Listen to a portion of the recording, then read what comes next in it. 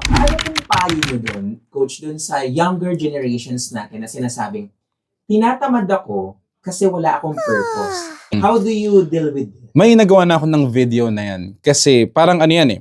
If you want sa product, for example, nag-aaral ka ng produkto, huwag mong hanapin yung produkto. Hanapin mo yung product maker. So if you want to see the purpose in your life, seek the purpose giver.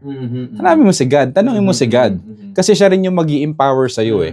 That leads me to my point na nasabi mo rin kanina, yung identity mo. Hinanap ko yung purpose. Binasa ko yung Bible, nagpa-mentor, nagpa-disciple. Then doon ko nakita yung purpose. Kasi yung purpose mo, wala siya sa ginagawa mo. Nasa sa identity mo siya. Kasi kung nakadiktong sa'yo yung ginagawa mo, siya yung nagiging idol mo. For example, Lord, tanggalin mo na tong pagiging speaker ko, baka kasi yun na identity ko. Wow, beautiful. So, nung naintindihan sa akin ni God, ang identity ko is anak mo ko at gagawin ko yung talent na binigay mo sa akin. Kung ano meron ka.